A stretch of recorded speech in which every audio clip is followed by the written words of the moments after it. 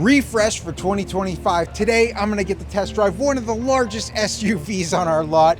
It's the GMC Yukon AT4. Has a lot of stuff in this, but... Brian, I'm sorry, I don't mean to interrupt. What's up? It's the AT4 Ultimate.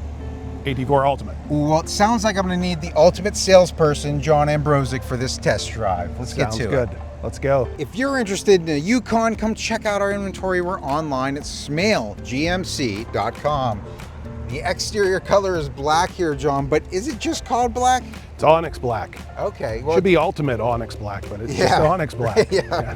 It's got a nice glossy finish to it. This makes the GMC logo, that AT4 logo, and those tow hooks stick out on the front of it, right? Yeah, I mean, the red just kind of pops on that, black. It's kind of, with that dark grille for the AT4, it just has like a sinister look in black. Yeah, it does. You have the LED headlights and running lights there sticking out during the day as well. Looks like fog lights down there on the bottom. Yep. And this vehicle's raised up here a little bit, John, isn't it? It's off the ground a bit. Yeah, so this has the air ride suspension on it, so it's gonna, lift up when you drive. You can set it to like an exit and loading height, so when you get out of the vehicle, shut the doors, turn the vehicle, it'll actually lower itself down an inch or so, and makes things easier getting in and out. You have the running boards, but makes it easier putting stuff in the back. Plus you can also go a little bit higher because it is the AT4, so you can give yourself a little bit more clearance if you're doing anything off-road. I'm looking at those Wrangler tires. Looks like they're 20-inch? Yeah, 20-inch. You'll notice the GMC logo and that chromatic AT4 logo there on the side. If you want to get into this vehicle, I have the key fob in my pocket. I just hit the button there on the handle. It's going to unlock the doors. Whenever I did that, you could see that the running boards down there on the bottom automatically came out, and they will automatically retract after you give it a second, and then I can lock the door. I can walk away like that. And it's important to note that you can actually do that on the back doors as well. That's pretty cool. You can't always do that on all the doors. Yeah, this one has, all four doors actually have a button. You can really see the length of this vehicle as we come down the side. Looks like you have a lot of length. It is a third row SUV. This one is an XL. They do come in just a standard length, but this one is a little bit longer, so give you more cargo space in the back. Coming around the back side of the vehicle, you notice quad exhaust, the Yukon logo, AT4 logo, GMC logo are all sticking out there. If I want to get into the trunk, obviously there's a button here. Is there any other way to get in there? Yeah, there's actually another button that's up underneath it here, tucked in. Okay. So if you just needed to throw some cargo in, you just hit this button here and need you to come a little bit closer. Oh, I have the key fob in my pocket. Yeah, that button. There you go. Okay, yeah. That glass will open up, and then you can just throw some. So if you have smaller things, bags or what have you, that you don't need to open the tailgate the whole way up. You can just access them through the window, or if I go ahead and. Obviously, I have the key fob in my pocket. I have to be close enough to do that. You can see there just that little bit of space away from the vehicle. It doesn't work. This also has a proximity sensor, so if you want, you can turn the thing on. Basically now what they've done is done away with the foot kick under the back of the vehicle. So once you get within about 6 feet of the back of the vehicle, you'll hear it start to beep. After about the fourth beep, it's going to open the hatch up. Just looking underneath here, we have some additional storage underneath there.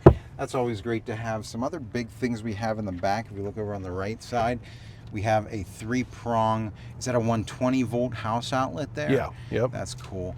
And you can actually put down the seats, thank God, because, walking up there, it's a little bit of a hike to get up there. So it's nice to be able to put these seats down right here, just like so. I can put down the third row seats, and I can put down that second row seat. I believe that one, or that one. There we go. So the one on the left, we have some stuff in that seat, so apologies for that. But you can just see how far forward that goes. It's very flat in there. You can store a lot of stuff in this vehicle. Jumping into the back seats, man, there's a lot of space in here. This is going to be exciting. So in order to get into that third row, what am I going to have to do here, John? Right? So that one there is going to slide the seat forward. So if you pull that, it'll slide it back. So this one here, you're just going to lift that handle up. That's going to fold it. Yeah. Now if you pull it a second time, it'll actually flip that seat up, tumble it forward. Wow. And you can get in the back that way. That was super easy to get in there, and all I had to do, that was very convenient. There's also a button here, so when you're sitting in the back, or even if you want to get somebody in there, you can just hit this button and it's going to do the same thing. So one time it's going to fold that seat flat, hit it a second time, it's going to flip that thing forward. So if you're needing to get out, you can get out that way. There's also on either side, there is a pull strap on the back. So in case the power goes out of the vehicle, you're not having to squeeze between the seats. You can pull that strap, and it's just the mechanical like the one on the side. And let's look at the space back here, because it's absolutely massive. I have a ton of space. I can really let my legs out here, and I don't have to worry about hitting the back of this seat. And that's put back, I think, as far as it can go. It can actually go back a little bit more if we needed to, but just kind of show you, I'll get here in the front. Yeah. And you can kind of see, tons of space. I got a lot of room there. You have room. I could actually move up a little bit further if needed to. I'd like to show people what's back here in the back seats too, because you do have some USB-C chargers back here for the people on the right and the people on the left. You also have cup holders, a little bit of storage there, which is really nice. One of the things that you can't quite see where you're at, but if you look up here, you have ventilation, and this is huge for the people in the back row, just to get a little bit of air back here. Let's take a close look at these seats though for a second, because they are black perforated leather. They have the white and the red stitching, making it look really sporty. I love this. Let's check out the second row seats and see what we have up here. One of the main things that we're seeing here is our temperature controls here in the back seat, right? So huge. You went, again, part of the refresh with this, you went from just the knobs and the buttons that used to be back here. You have a pretty decent sized screen. Yeah, you do. That you can kind of go through. You got a couple USBs at the bottom. You have your HDMIs for the screens, but I mean, these things are nice. You've got, you know, you can adjust the temperature here, and this is going to adjust for the second and third row. You have your buttons here for your heated seats for the second row. That's really cool. We have our cup holders up front. Yep.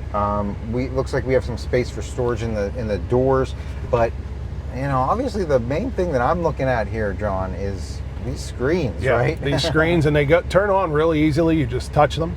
Yeah. You've got some options there. You've got your headphone option, and the nice thing about this, it does come with a set of headphones for the rear passengers here. Cool. Everything is Bluetooth, so if you want, you can actually go in here and connect different. So if you just have the earbuds, you can connect those headphones. You can use the cabin speakers through the vehicle itself if you wanted. Yeah. You can go into some settings. They have some different settings here for the screens. But I know one of the cool things, again, you have the HDMIs. So your plugs are right down here. So if you wanted to stream something off of your phone, you had some, you can do that. You're not just streaming through the vehicle. You can use your phone, tablet, just plug in the HDMI, video game system. You know, if you wanted to do that, because you do have a 110 outlet there.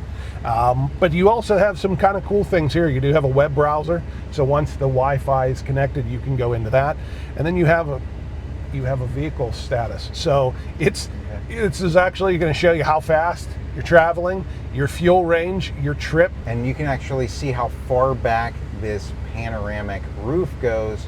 That was just one press. It goes all the way back to the back seats here. Yeah. This opens up this cabin so much more. I feel like I have so much. Even though I felt like I had a ton of space before, I feel like we have a lot more space. I'm less claustrophobic. Yeah, with this, yeah, for sure. Definitely. So these back seats are absolutely huge and amazing. If you want to check out the next part of the video, we're going to take this vehicle on the road and check it out. So just stay tuned, you know, or click the link. It's right there in the description. You can get in on that now. Whoa, is that screen huge?